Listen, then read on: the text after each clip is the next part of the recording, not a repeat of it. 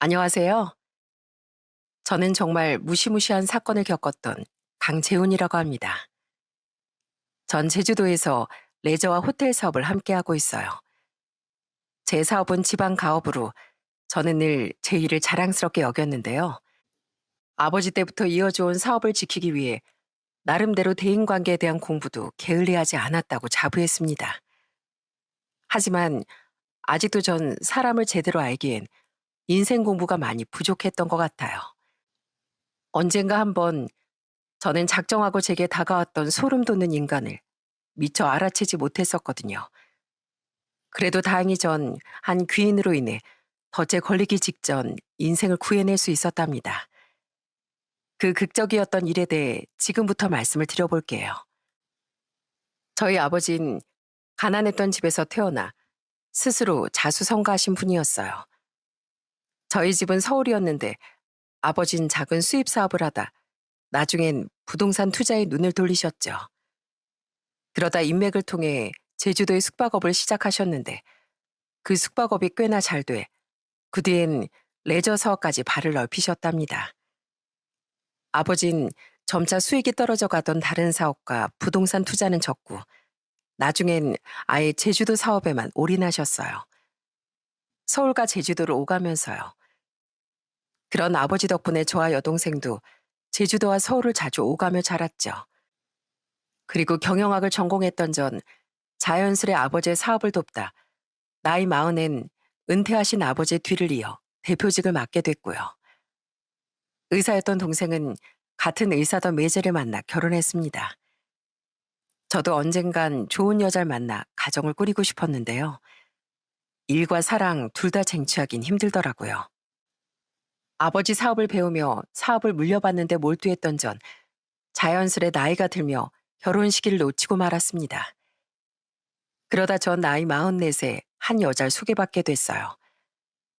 소개를 주선해준 사람은 아버지의 유일한 형제였던 고모의 딸인 제 사촌 누나였죠. 뭐? 9살이나 어리다고? 나이 차이가 너무 많이 나는데 좀 부담스러운 누나. 예, 그래봤자 그 애도 30대 중반인데 별로 어린 나이도 아니야. 그리고 먼저 걔한테 내가 얘기를 꺼내봤는데 걔는 너 만나보고 싶대. 한번 만나나 봐. 영선이 걔 내가 대학생 시절부터 알았는데 진짜 참하고 좋은 애야. 딱 네 이상형이라니까. 뭐 하는 사람인데? 부산에서 요트 사업하는데 너처럼 부모님 사업 물려받은 거래. 걔가 외동딸이거든. 비슷하게 레저 사업하지. 너 제주도에서 1년에 반 이상은 머무는데 부산이랑 제주도랑 거리도 가깝지. 집안 재력도 비슷하지. 얼마나 좋아. 근데 그렇게 어린 사람을 누난 어떻게 알게 됐어? 아, 나 네 전 매형 사업 때문에 30대 때 해외에서 좀 살았잖아. 그때 걔가 그쪽에서 대학을 다녔거든. 유학파야, 유학파. 그때 당시 근처 살던 한인들 중에 좀 사는 집 사람들끼리 교류하던 모임이 있었거든. 그땐 네 전 매형이 집안을 말아먹기 전이라 나도 나름 콧김 좀 뿜고 살았잖아. 그래서 거길 나가게 됐는데 거기서 만났지 뭐야. 나인 나보다 한참 어린데도 애가 하도 야무지고 착해서 한국에 들어와서도 종종 연락하고 지냈지. 어느 정도 나이가 들면 나인 숫자에 불과하더라고. 그러니까 분명 너하고도 대화가 잘 통할 거야. 누난 아주 적극적으로 제게 소개팅을 권하더군요. 누난 저보다 3살이 많았는데요.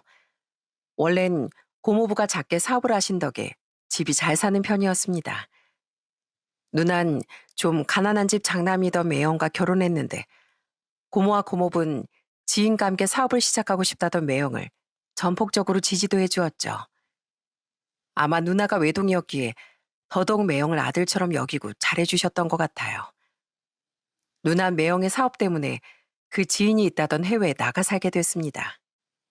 누난 바로 거기서 제게 소개시켜주고 싶다던 여자를 만났다고 말했던 거죠. 그렇게 누나가 쭉 잘 살았으면 좋았겠지만 고모네 집은 점차 내리막길을 걷게 됐어요. 고모부가 큰 사기를 당하며 고모부의 사업은 하루아침에 망하고 말았거든요. 고모부는 그 충격으로 해서는 안 됐던 나쁜 선택을 스스로 하셨고, 고모는 그런 고모부를 보내고 뭔가 마음의 병을 얻으셨답니다. 당분간 윤정이 우리 집에서 지낼 거니까 그렇게들 알아. 불행은 그게 끝이 아니었어요. 고모는 고모부가 떠나신 이듬해 시름시름 앓다 고모부의 뒤를 따라가셨습니다. 하지만 누나에겐 쉬지 않고 계속 불행이 닥쳐왔어요. 매형이 사업을 쫄딱 말아먹으며 누나의 형편마저도 완전히 주저앉았던 거죠. 결국 누난 매형과 박터지게 다투다 이혼을 하고 한국으로 들어왔습니다. 누나의 불임 문제로 두 사람 사이에 아이가 없던 것이 그나마 다행이었다고 하더라고요.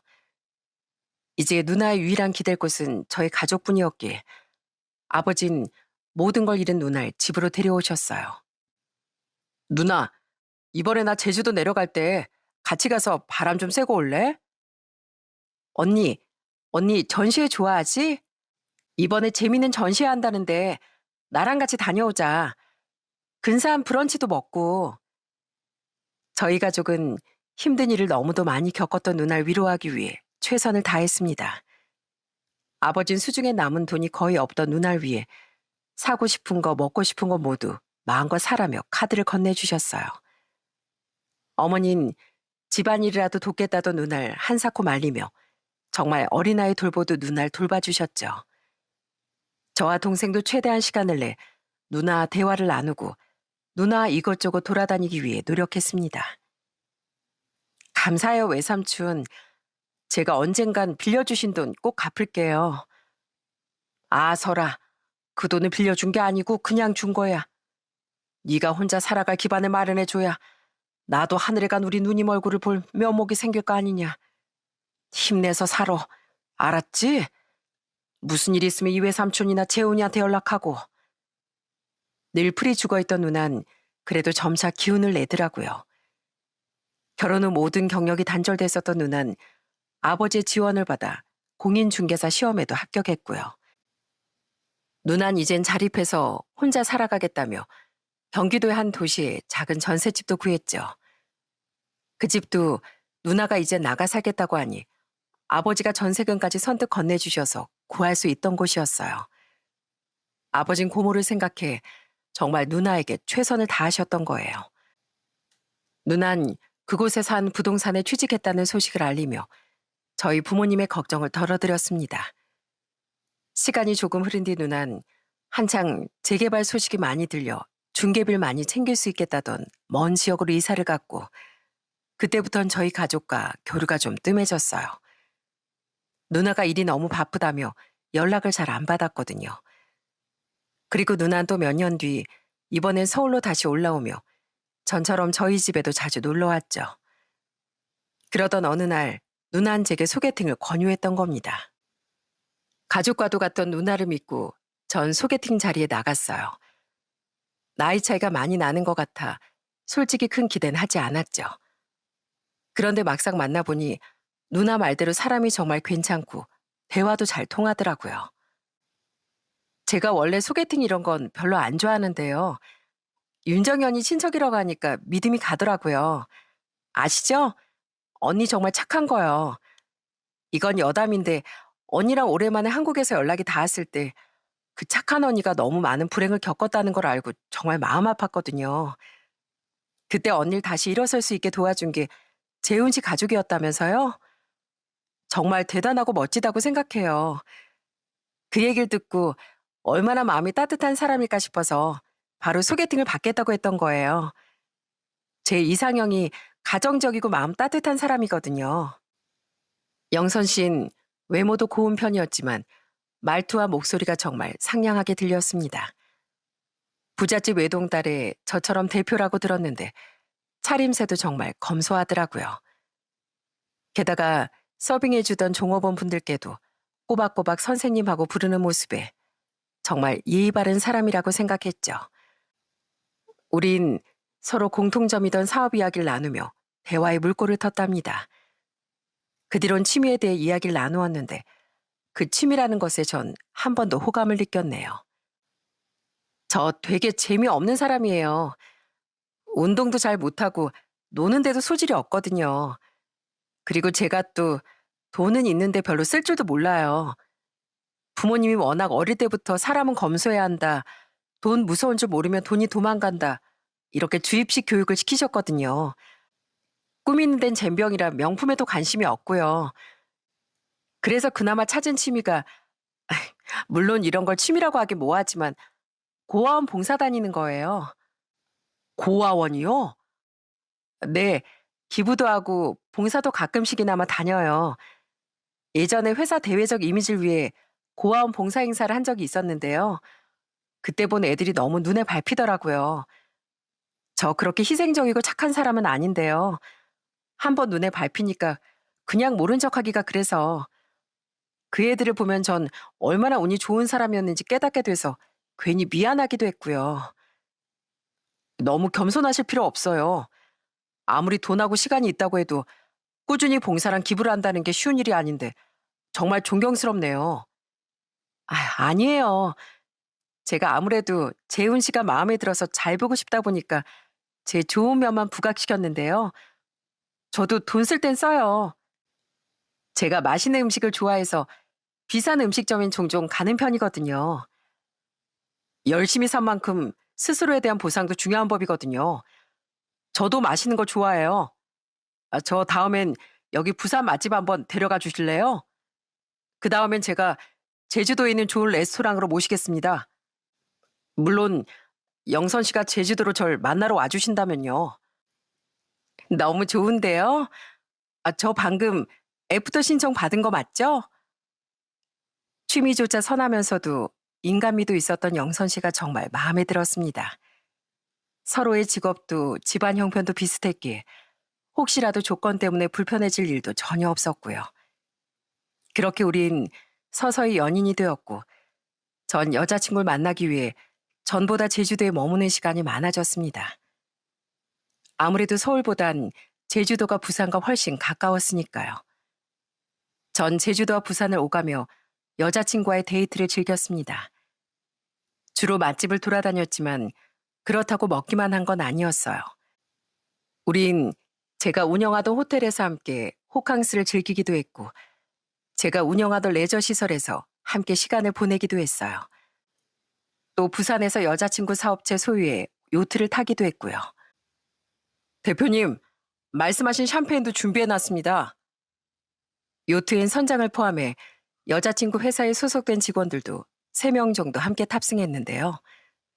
부모님과 한 번씩 요트 타기를 즐긴다던 여자친구는 그 직원들과도 꽤 친해 보였어요. 요트에서 내릴 땐 대표 수발 들어주느라 고생했다며 저녁 식사비도 두둑이 챙겨주더라고요. 알지? 원래 입은 닫고 지갑은 잘 여는 대표가 최고잖아. 현장에서 일해주는 저런 분들 덕에 내가 오빠랑 맛집도 다니고 할 수 있는 건데 얼마나 감사해. 그러니까 더 잘해드려야지. 그런 여자친구가 정말 멋져 보였습니다. 또 한 번은 제가 여자친구 부모님께 식사 초대를 받기도 했어요. 긴장된 마음으로 여자친구의 부모님을 뵈러 갔던 날엔 너무 긴장돼 손에 땀이 흥건했습니다. 아버님과 악수를 하는데 너무 민망하더라고요. 원체 여자도 많이 만나보지 못했기에 사귀는 사람의 부모님을 뵙는 건 처음이었거든요. 게다가 진지하게 결혼까지 생각하고 있었으니 진짜 사업차 다른 회사 대표를 만나는 건 비교도 안 되게 떨렸죠. 그리고 그날 괜히 말도 많이 더듬고 젓가락을 떨어뜨리는 등 실수도 좀 했었는데요. 오히려 그 모습을 두 분은 좋게 봐주신 모양이었습니다. 그렇게 긴장한 걸 보니 우리 딸을 정말 많이 좋아하는 모양일세. 오히려 마음에 들어. 내 딸을 얼마나 소중히 여기는지 알 것 같네. 앞으로도 우리 영선이한테 잘해주게. 둘 다 나이가 있으니 슬슬 식장도 잡아야 되지 않겠나.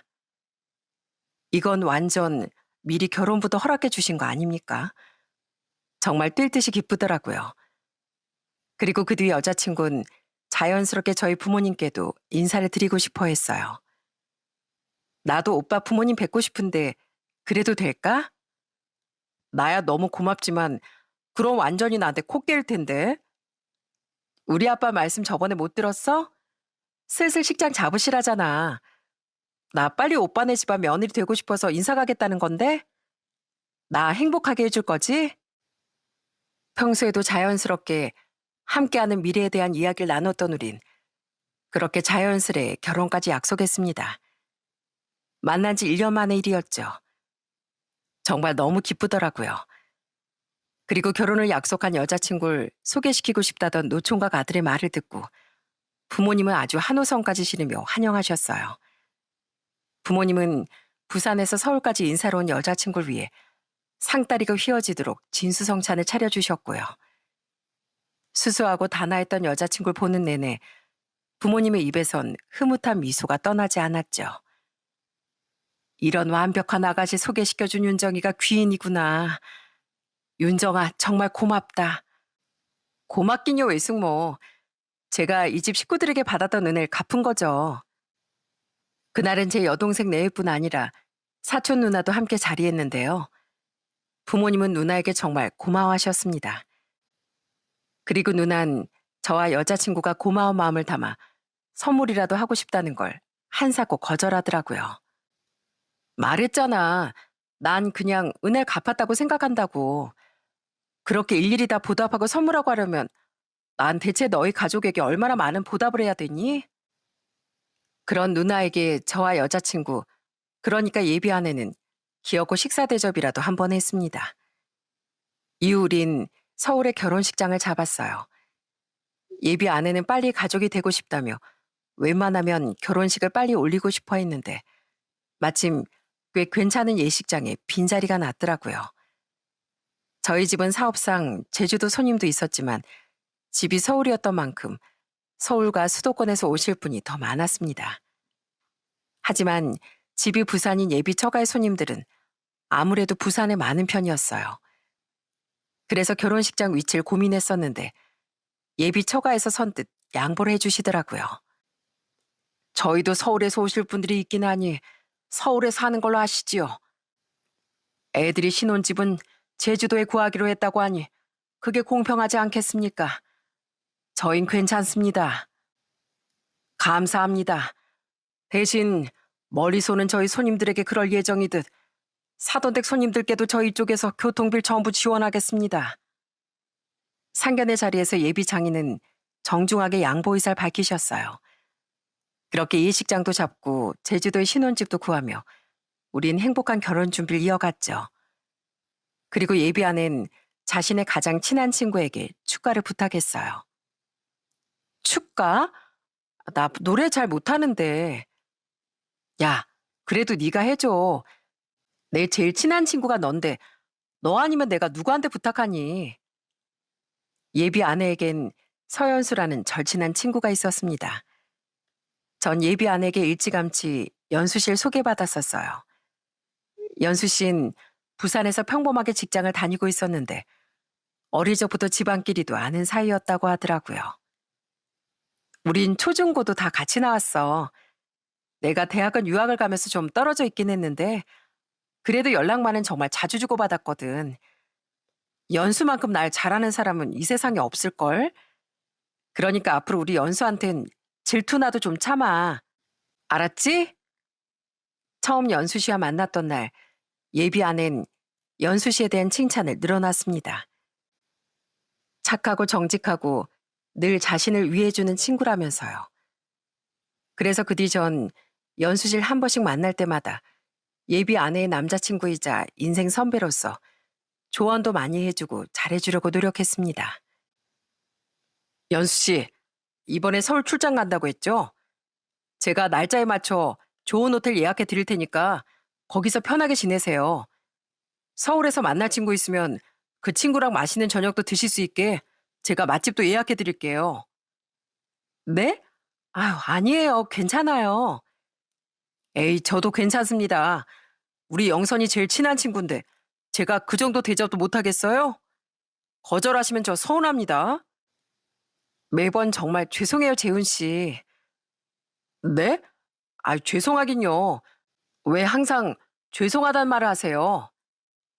아, 그냥 재훈 씨가 매번 밥 사주고 술 사주고 다 해주시고 너무 잘해주시니까요. 전 지갑도 못 열게 하시면서. 연수신 그런 제게 늘 고맙고 죄송하다는 말을 하더라고요. 굉장히 머뭇대면서요. 예비 아내처럼 착해서 제게 대접받는 게 미안한가 보다 싶더라고요. 그렇게 시간이 흘러 대망의 결혼식 날이 됐습니다. 저는 식장 입구 앞에 서서 하객분들께 인사하기 바빴어요.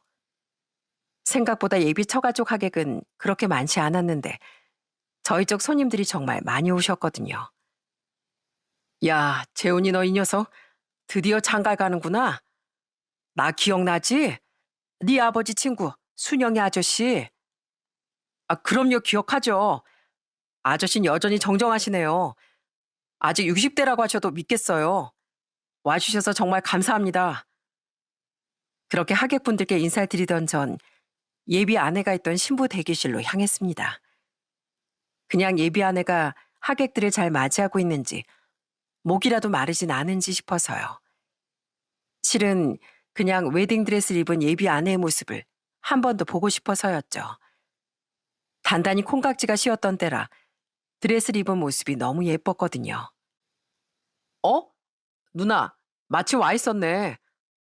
연수 씨도 여기 있었네요. 둘 다 방금 왔어.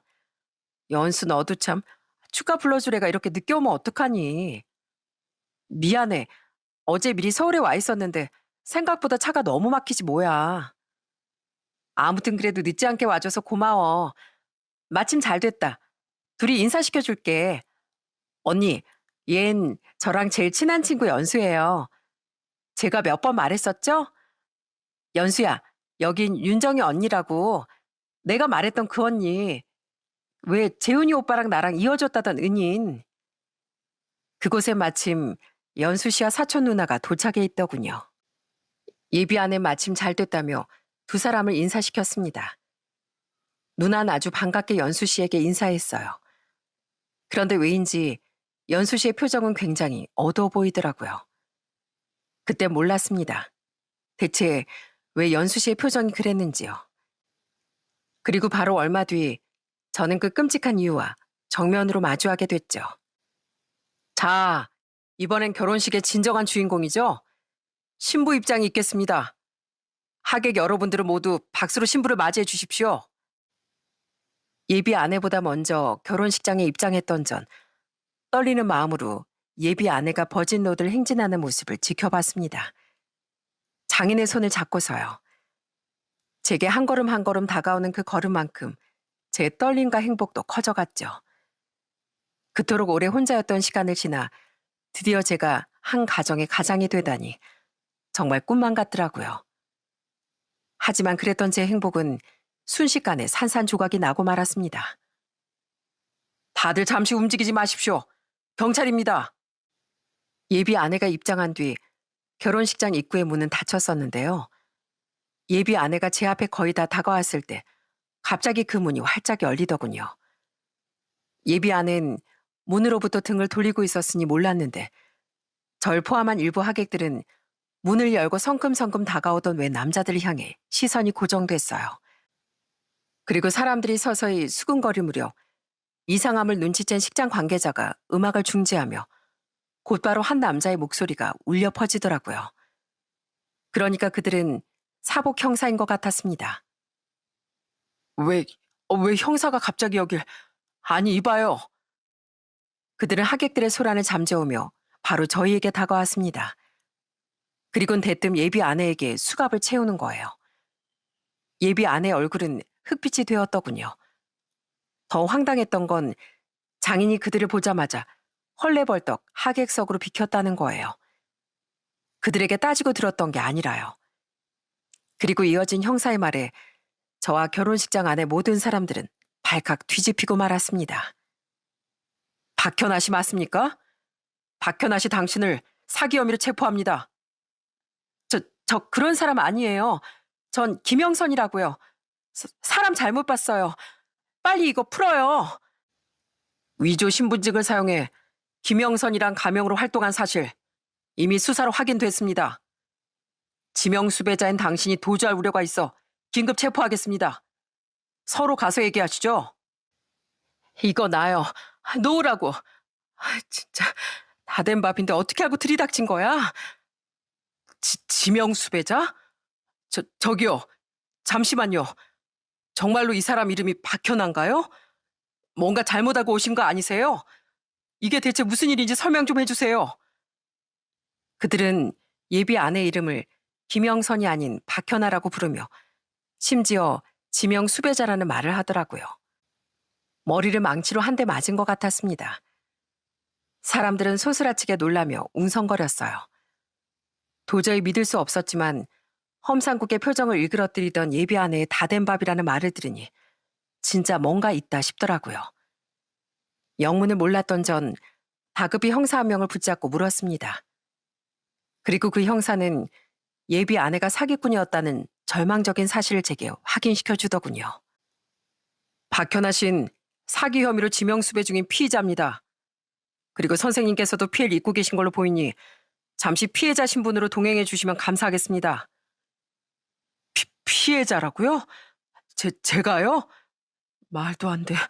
어떻게 이런 일이... 형사는 저 또한 사기 피해자라며 동행을 요구하더군요. 정말 얼이 빠졌습니다. 그리고 그 순간 옆에서도 엄청난 발언이 들려왔어요. 잠시만요. 저 사람도 공범이에요. 박윤정 저 여자요. 저 사람이랑 현아째랑 처음부터 작당 모의에서 저 남자 재산을 노린 거예요. 그리고 저 여자도 교도소까지 다녀온 전과자예요. 폭탄 발언을 던진 사람은 바로 연수 씨였습니다. 연수 씨는 얼굴이 하얗게 질려있던 사촌 눈을 손가락으로 가리키고 있었어요. 그토록 믿었던 예비 아내가 사기꾼이었다는 것도 믿기지 않는데 누나마저 공범이었다니 엄청난 충격이었죠. 하지만 누나가 공범이라는 말을 들으니 어지러웠던 머릿속 퍼즐이 맞춰지긴 하더라고요.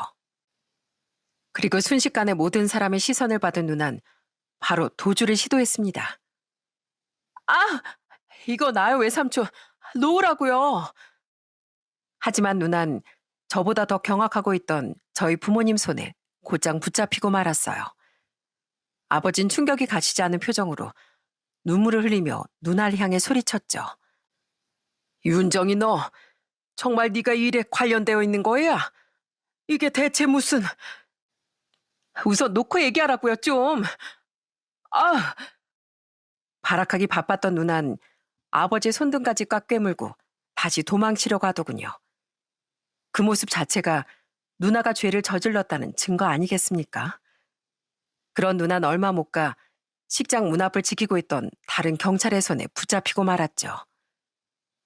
난 아무것도 모른다고요. 나도 저 여자가 사기꾼인 거 몰랐다니까요. 박윤정 씨, 지금 공범으로 지목된 데다 도주 시도까지 하셨습니다. 현행범으로 체포합니다. 서로 가서 조사 임해 주셔야겠어요. 결국 누난 공범으로 의심되어 현행범으로 체포되었어요. 그때 만약 누나가 도주를 시도하지 않았더라면 단순한 임의 동행이 될 수도 있었다더군요. 누난 도주를 시도함으로써 자신의 죄를 인정했던, 그러니까 자기 발로 자기 무덤을 팠던 겁니다. 그리고 마지막으로 형사는 연수 씨에게도 동행을 요청했어요. 박윤정 씨에 대해 말씀해 주신 내용이 굉장히 중요합니다. 경찰서로 함께 가셔서 진술해 주실 수 있겠습니까? 네, 그럴게요. 야, 서연수. 설마 너야? 네가 나 신고한 거야? 아니지? 아니라고 해, 빨리. 네가 나한테 그러면 안 되는 거잖아. 그때 예비 아내는 뒤를 돌아보며 연수 씨에게 악을 쓰더라고요. 엄청난 배신감이 서린 얼굴로요. 그리고 연수 씨 입에선 정말 충격적인 대답이 흘러나왔죠. 나 맞아. 내가 너 신고했어. 더는 네가 또 죄를 저지르는 꼴을 두고만 볼 수 없었어. 야, 네가 어떻게... 내가 유일하게 믿는 사람은 너 하나인데 네가 어떻게 나한테 그럴 수가 있어? 예비 아내를 신고했던 건 바로 연수 씨였던 겁니다. 대체 상황이 어떻게 돌아가고 있는 건지 머리가 어지럽더라고요. 형사들은 우선 발악하던 예비 아내와 누나를 끌고 나갔어요. 연수 씨는 조용히 그 뒤를 따랐고 전 식장에 남았죠. 정신이 없었지만 그 와중에도 저마저 자리를 바로 떠나면 뒷일은 저희 부모님이 다 수습하셔야 된다는 걱정이 들더라고요. 그래서 잠시 뒤 직접 경찰서로 향하겠다고 말한 뒤 자리를 지켰던 거예요. 이게 어찌 된 일이냐 대체. 이 영선이 걔가 아니지. 뭐라고? 박현아요. 그래, 박현아 걔가 사기꾼이었다고? 아이고 조상님. 아니 걔 부모는 대체 어디 갔어? 설마 그 인간들도 다 사기꾼이었던 거야? 부모님은 뒷목을 잡고 쓰러지기 일보 직전이었습니다. 동생과 매제가 그런 두 분을 부축하고 있었고요. 아버지 말을 듣고 황급히 장인 장모였던 사람들을 찾아보니 이미 그들은 사라지고 없더라고요. 그리고 전 똑똑히 들었습니다. 예비 아내 쪽 하객들이 웅성거리던 소리를요. 이게 뭐예요 대체?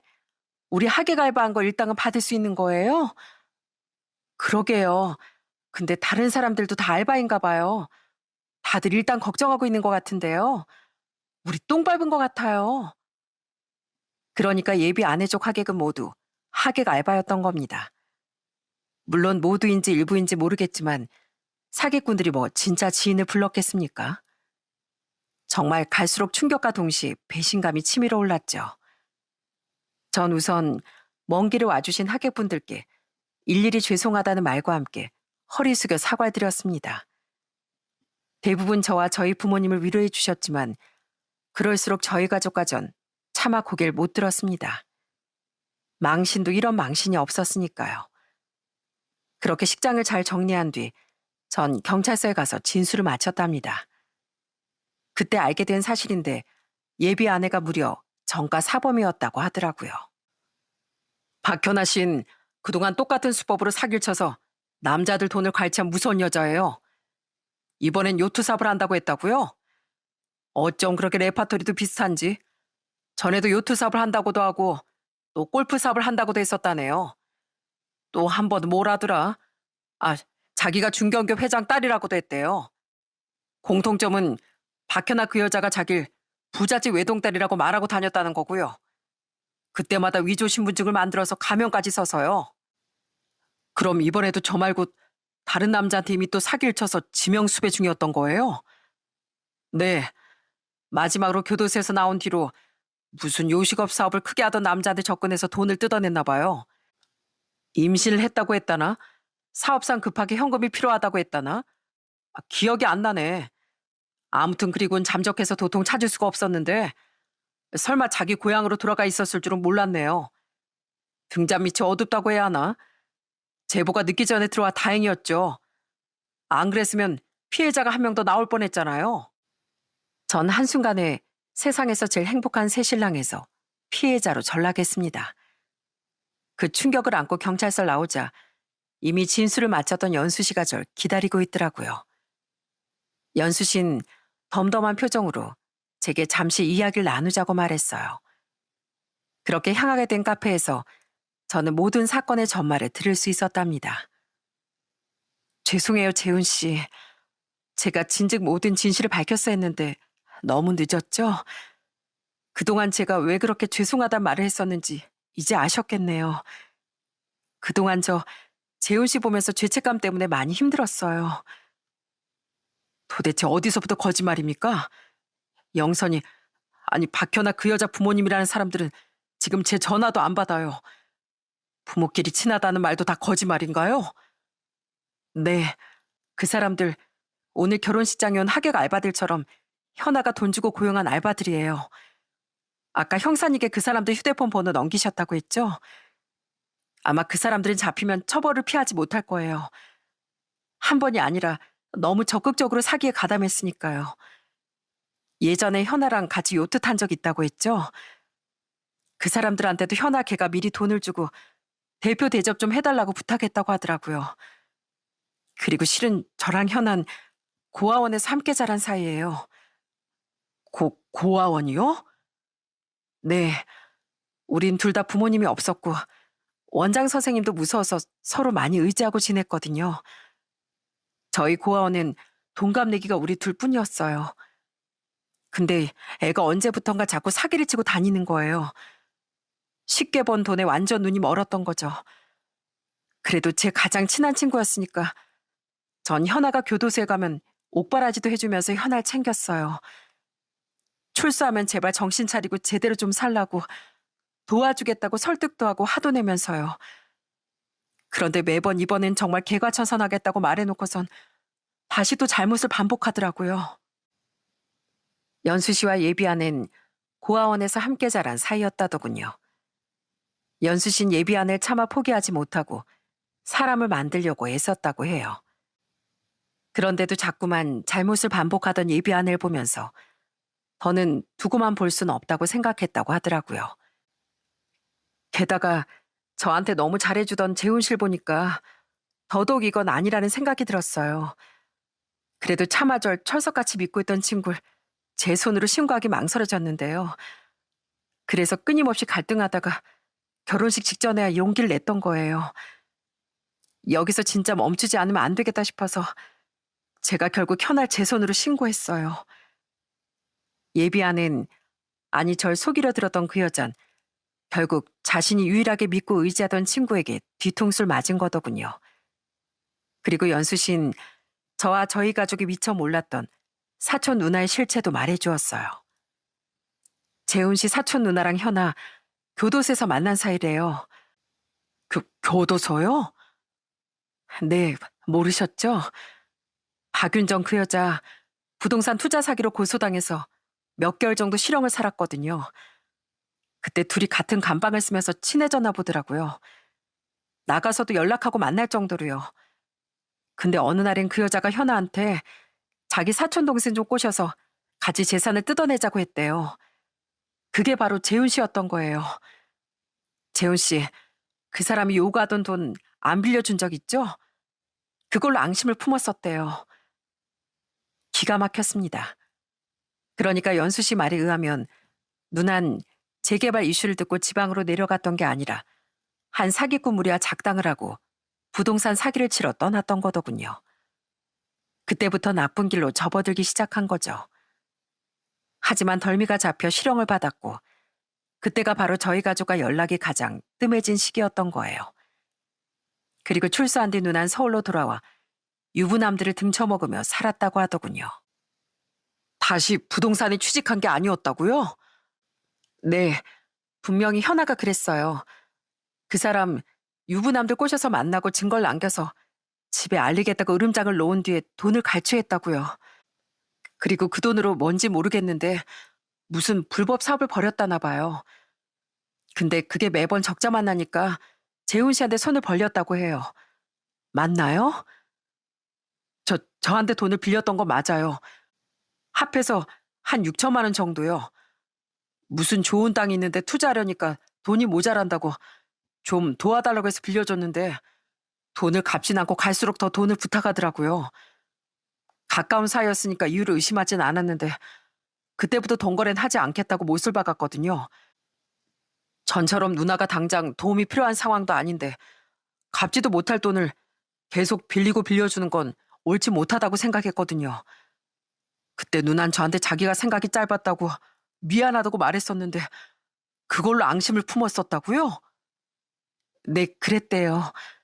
결국 그 사업은 망하게 됐는데 그 원망의 화살을 재훈 씨한테 돌렸던 것 같아요.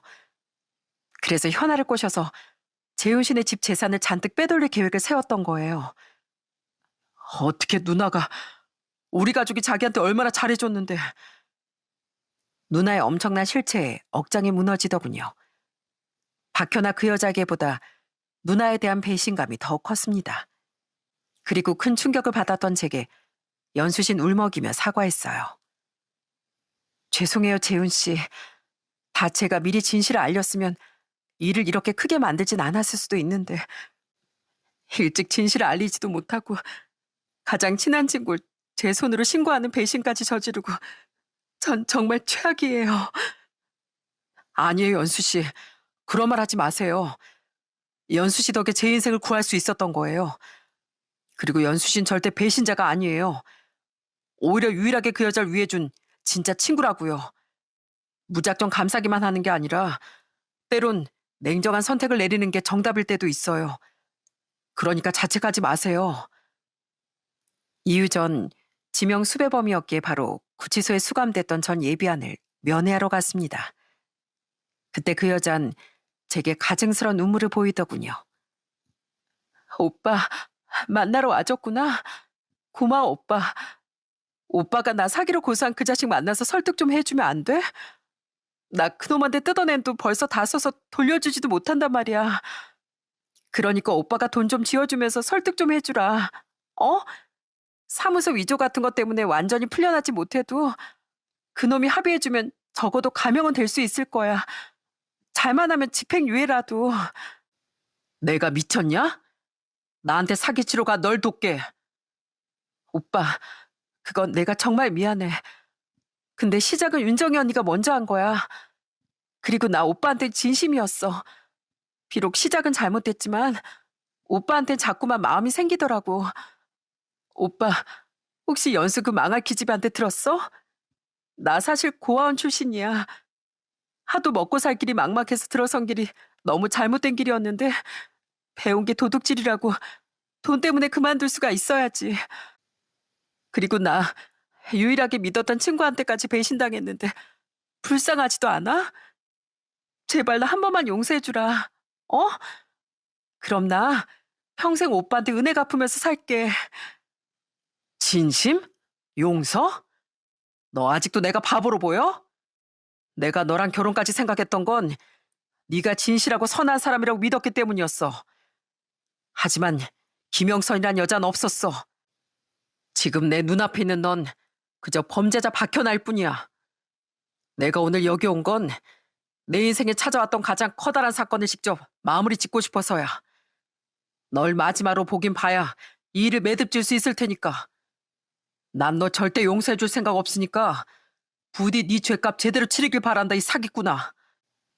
전 끝까지 비열한 모습을 보이던 그 여자에게 냉정히 말했습니다. 그러자 그 여잔 언제 눈물을 보였냐는 듯 표정을 싹 굳히더군요. 그리곤 저 들으라는 듯 쌍시옷으로 시작해서 걔 어쩌고 하는 욕까지 마구 퍼붓더라고요. 저는 그 저급한 말들을 한 귀로 흘리곤 이 말을 남긴 채 그곳에서 나왔습니다. 마지막에 확실히 네가 얼마나 저급한 인간인지 알려줘서 고맙다.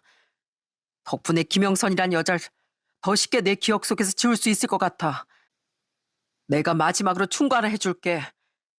네가 아니라 너 같은 것도 친구라고 눈물 흘리던 연수실 위에 너 이번에도 정신 못 차리면 네 인생을 바로잡기 위해서 신고까지 했던 유일하게 널 진심으로 생각해주던 친구마저도 결국 잃게 될 거야.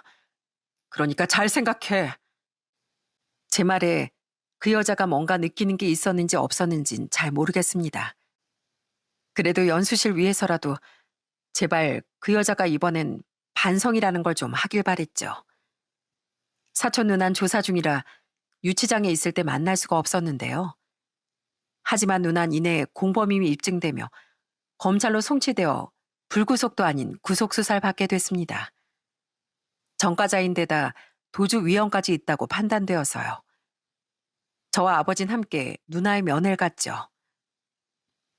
외삼촌, 재훈아, 내가 미안해. 재훈아, 정말 잘못했어. 제발 나 한 번만 봐주면 안 될까? 내가 잠깐 원망에 눈이 멀어서 그만 실수를 했어. 우리 가족이잖아. 어?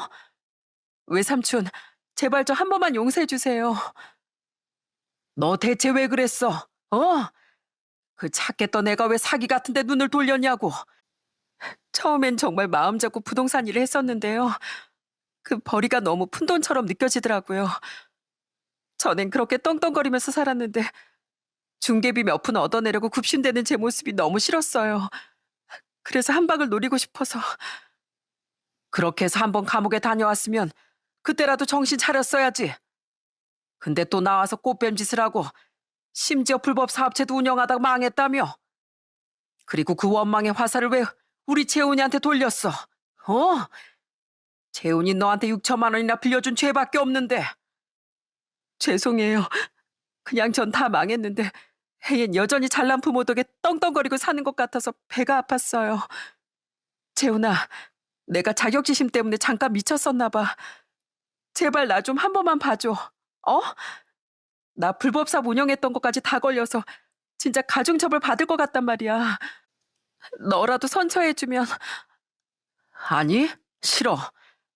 죄를 지었으면 죄값을 치러야지. 그리고 누나, 난 이제 누나 가족으로 생각 안 할 거야. 난 그동안 누나한테 가족으로서 최선을 다했어.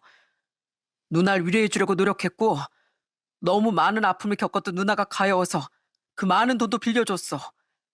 근데 돌아온 건 상처뿐이네. 재판받아서 죄값 잘 치르고 두 번 다시 우리 가족 앞에 나타나지 마. 재훈이 말이 맞다. 우리 가족이 너한테 얼마나 잘했냐? 어?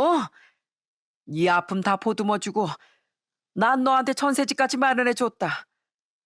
보나마나 그 돈도 다 날려먹었겠지만 하늘에 계신 우리 누님께 미안하지만 난 내 아들 인생을 작정하고 망치려 들었던 널 두 번 다시 볼 생각도 용서할 생각도 없다. 그러니 재훈이 말대로 두 번 다시 우리 앞에 나타나지 마. 재훈아, 외삼촌, 제발 이렇게 가지 마세요. 저와 아버진 누나에게 울분을 토해낸 뒤 인연을 정리했습니다.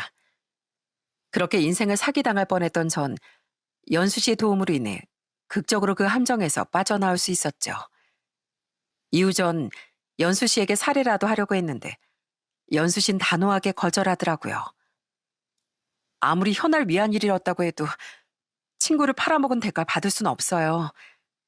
제 마음 더는 무겁게 만들지 말아주세요. 그동안 정말 죄송했습니다. 부디 앞으로는 현아처럼 나쁜 여자랑 엮이지 말고 꼭 행복하게 사세요. 재훈 씨는 충분히 그럴 자격 있어요. 연수 씨도 꼭 행복해지세요. 그 여자 말고 좋은 친구도 꼭 사귀시고요. 정말 고마웠습니다. 그렇게 전 연수 씨와 마지막 인사를 나눴습니다. 이후 누나와 그 여잔 모두 당연히 실형을 받았죠.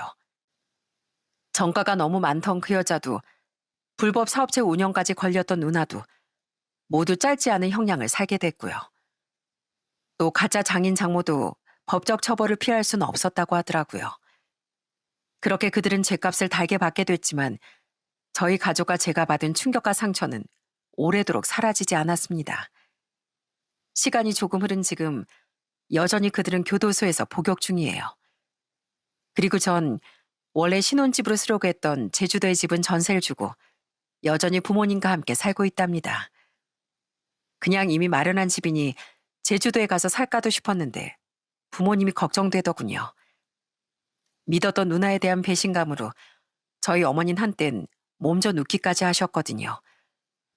아무리 동생 내외가 근처에 산다곤 해도 제가 부모님 곁에서 챙겨드리고 싶었죠. 미안하다. 상처를 받아도 네가 가장 많이 받았을 텐데 네가 우릴 더 챙기고 있구나. 전 괜찮아요. 언제까지 과거에 매여 있을 수도 없잖아요. 잊으려고 노력하다 보니까 또 잊혀지더라고요. 그러니 제 걱정은 하지 마세요. 사실 부모님께 괜찮다고 했던 말은 거짓말입니다. 너무 엄청난 사건이었던지라 아직 저도 마음이 온전히 회복되지 못했어요. 솔직히 사람에 대한 불신도 생겨 사람을 잘 믿지도 못하겠더라고요. 그래도 전 앞으로 부모님을 잘 모시며 시간이 약이라는 말에 기대어 살아보려고 합니다. 10년이면 강산도 변하듯 제 상처도 부모님과 동생의 상처도 언젠간 희미해지겠죠. 그때까지 전 묵묵히 기다려보려고 해요. 그러다 보면 언젠간 모든 상처가 아물고 좋은 일도 생기리라고 믿으면서요. 여러분, 저는 사연을 마무리하기 전에 제 인생을 망치려 들었던 두 여자와 같은 사람들에게 한마디 남기고 싶습니다. 남에게 죄를 저질러 놓고 죄값은 피하려 뻔뻔하게 그지없이 용서를 구하는 이들에게 말이죠. 남의 눈에 피눈물을 흘리게 한 대가는 오로지 처절한 응징뿐입니다. 응징이 두려워서라도 다시는 죄를 짓지 못하도록 바로 처벌이라는 게 존재하는 거고요. 죄값을 치르기 싫다면 애초에 죄를 짓지 말아야 하고 또 죄를 지었다면 그 대가를 달게 받는 수밖에 없겠죠. 그리고 그들이 받은 죄값이 저와 같은 피해자분들에게 조금의 위로라도 될 수 있길 진심으로 바라겠습니다. 그럼 전 이만 여기서 사연을 마쳐볼게요. 들어주셔서 정말 감사합니다.